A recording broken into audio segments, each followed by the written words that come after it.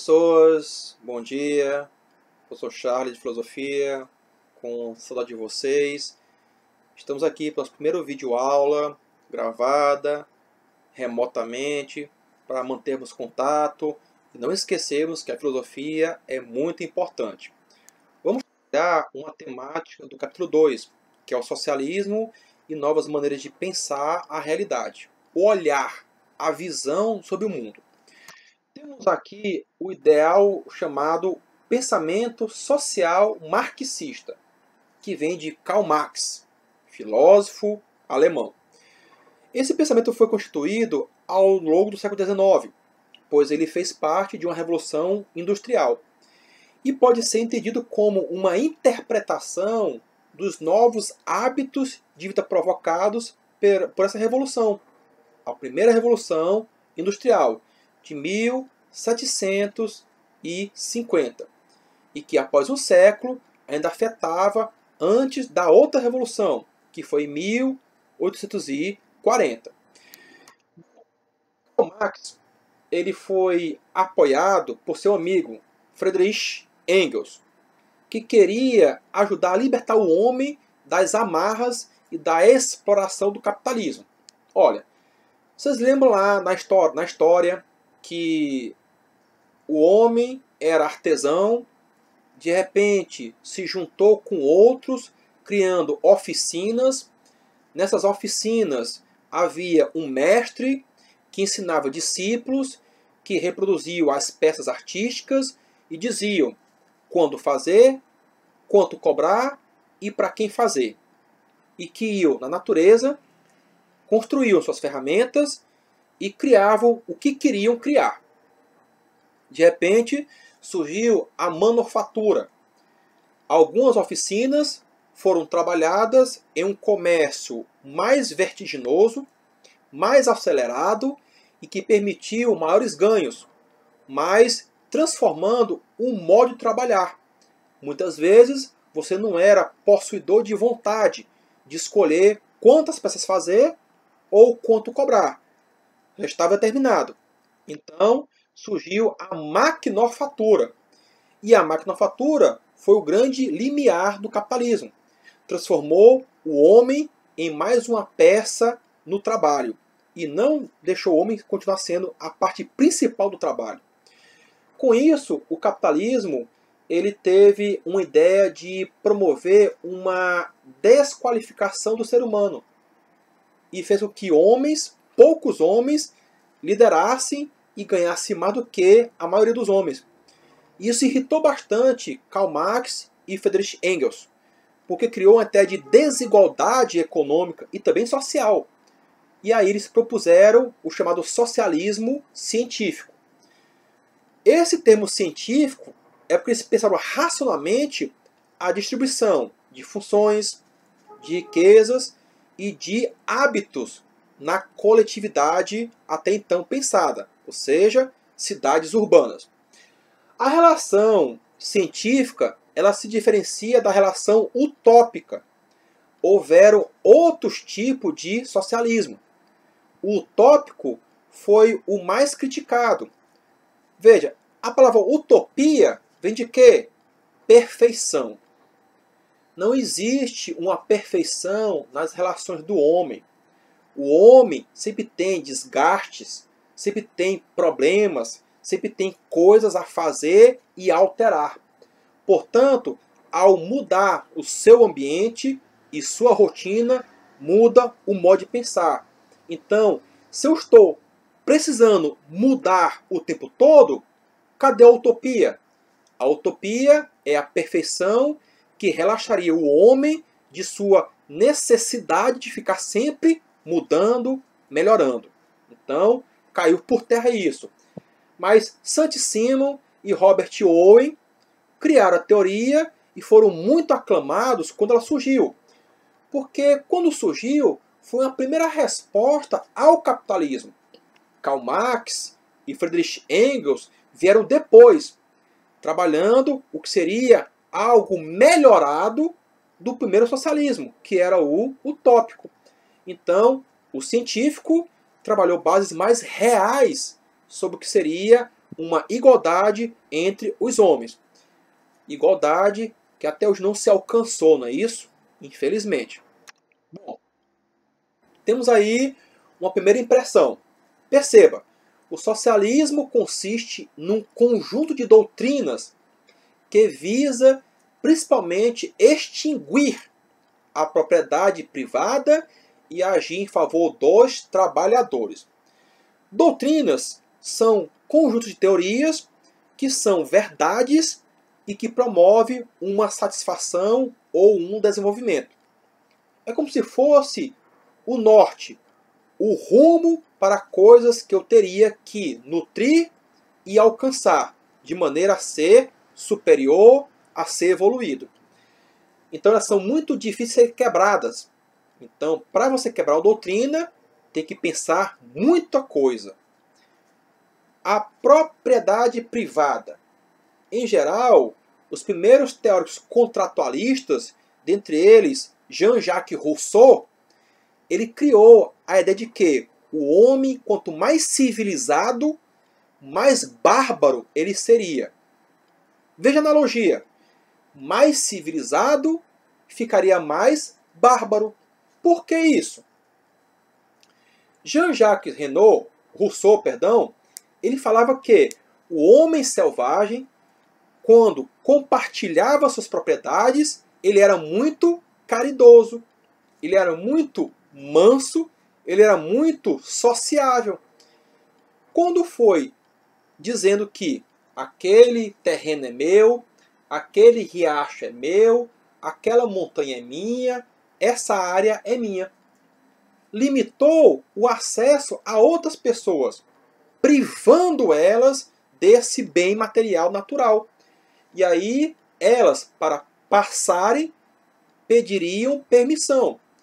E se fosse permitido, o proprietário poderia cobrar um imposto, ou seja, uma taxa.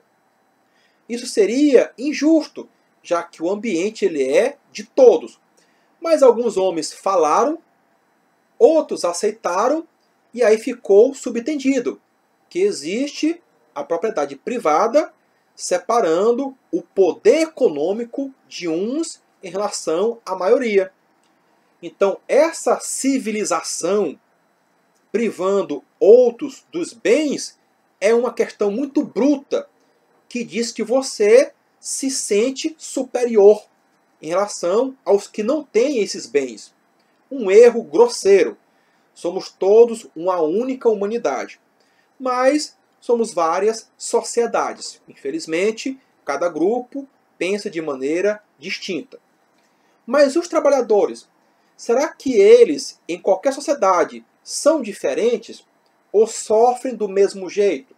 É outra questão. Em geral, trabalhadores não ganham muito bem. São muito explorados pelo ritmo, pela cobrança, pelas metas a serem conquistadas e por uma ética. E que é muito abalada porque não tem uma dignidade. Então criam uma corrupção. Às vezes se aproveitam da situação para não ir trabalhar, ou para roubar, ou então para enganar. Então, são questões que temos que analisar de maneira cautelosa. Vejamos os motivos desse tipo de falta de ordem. Será que realmente o trabalhador ele é valorizado? Será que ele se sente bem no que está fazendo? Quantos são os atuais trabalhadores que conseguem ter em casa uma vida digna? Ganhar o suficiente ou até um pouco mais para fazer planos? Uma viagem, um móvel novo, um transporte, um plano de saúde. São questões a se pensar e que fizeram com que o socialismo ganhasse volume. Antes, no capitalismo, condições de trabalho não eram observadas. De repente, com o crescimento do ideal socialista, pensou-se melhor nessas condições sanitárias do capitalismo, para que evitasse o maior volume de interessados em criar um socialismo real, um socialismo que fosse tirar do lugar o capitalismo para ser o grande sistema de pessoas a se relacionar e a produzir. São questões gigantescas para horas e horas de debate. Nesse momento, isso não é interessante. Mas fica a dica. Vamos abordar mais à frente. Aí, à esquerda, de barba vistosa e cabelos brancos, Karl Marx. À direita, de barba ruiva e cabelos mais assentados, nós temos Friedrich Engels.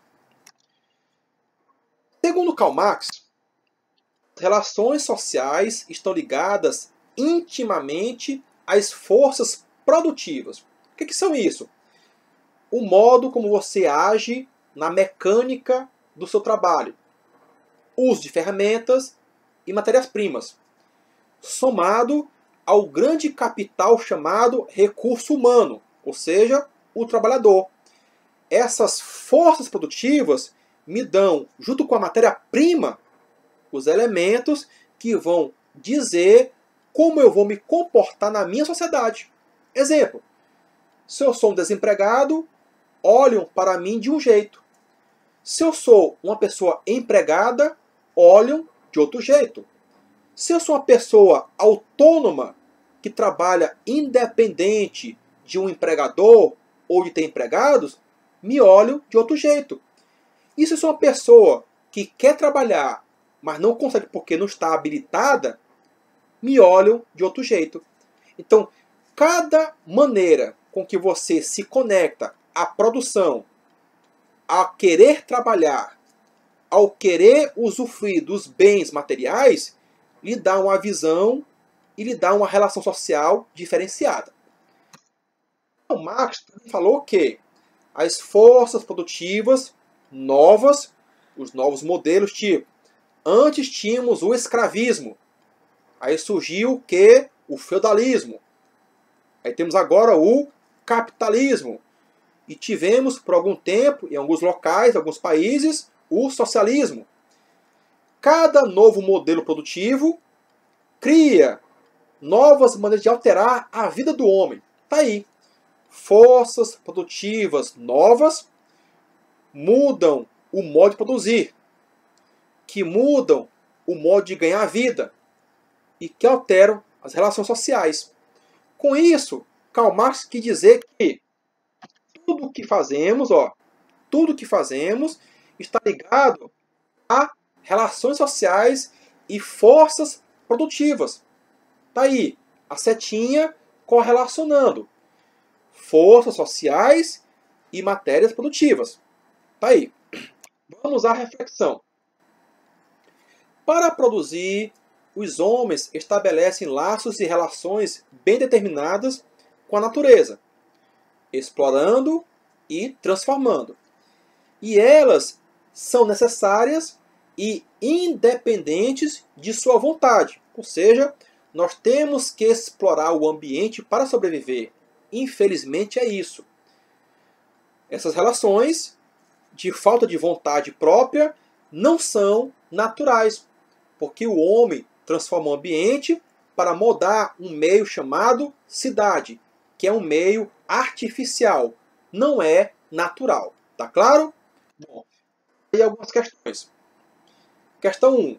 Podemos afirmar que a força crítica de Karl Marx se encontra na denúncia de desigualdades em que os trabalhadores se encontravam no início da Revolução Industrial, ou seja, as péssimas condições de trabalho, de desigualdade, favoreceram Karl Marx a criticar a indústria. Segundo, para você, o que significa socialismo científico? Terceiro, pesquise o que defendiam os grandes teóricos Saint-Simon e Robert Owen no seu socialismo utópico, ou seja, a primeira ideia de socialismo a ser formulada. E quarto, explique brevemente, em 3, 4 linhas, pode ser, se é válido basear sua vida em acúmulo de bens, propriedades, ouro, joias, patrimônios, carros. Se esse acúmulo de bem é válido para você obter qualidade de vida e felicidade. Bom, tem pessoas que vão dizer que sim. Tem que explicar por quê. E tem que vai dizer não. Também tem que explicar por quê. Tá claro? Fique com Deus. Forte abraço e até a próxima aula. Tchau!